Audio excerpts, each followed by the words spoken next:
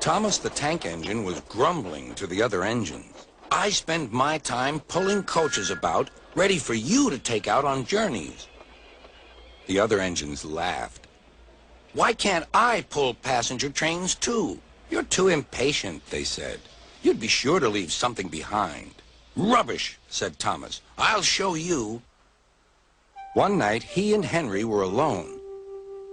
Henry was ill. The men worked hard, but he didn't get better.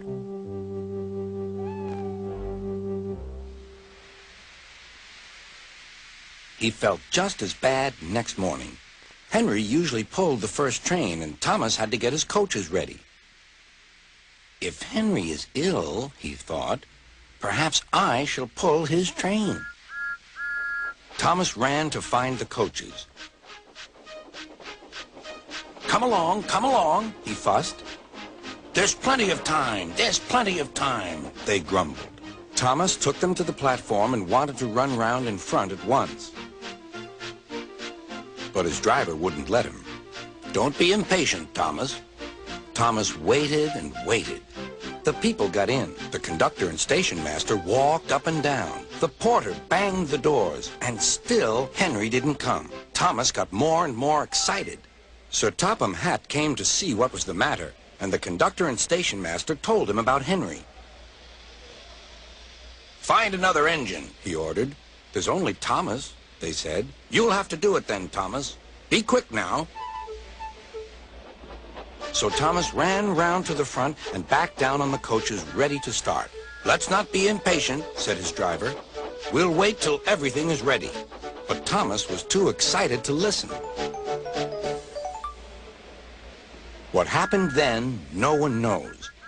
Perhaps they forgot to couple Thomas to the train, or perhaps the driver pulled the lever by mistake. Anyhow, Thomas started without his coaches. As he passed the first signal tower, men waved and shouted, but he didn't stop.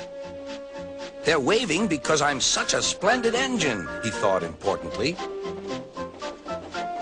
Henry says it's hard to pull trains, but I think it's easy. Hurry, hurry, hurry, he puffed, pretending to be like Gordon.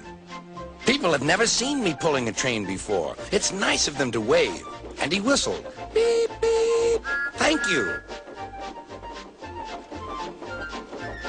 Then he came to a signal at danger. Bother, he thought. I must stop. And I was going so nicely, too. What a nuisance signals are. He blew an angry beep, beep on his whistle. The signalman ran up. Hello, Thomas, he said. What are you doing here? I'm pulling a train, said Thomas. Can't you see? Where are your coaches, then? Thomas looked back.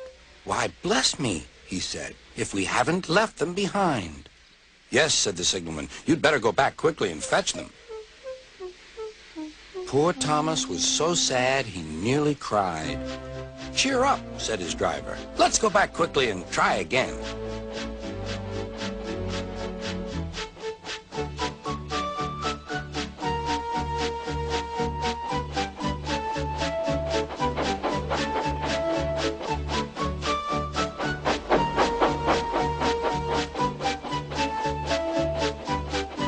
At the station, all the passengers were talking at once. They were telling Sir Topham Hatt what a bad railway it was. But when Thomas came back, they saw how sad he was and couldn't be cross. He was coupled to the train, and this time he really pulled it.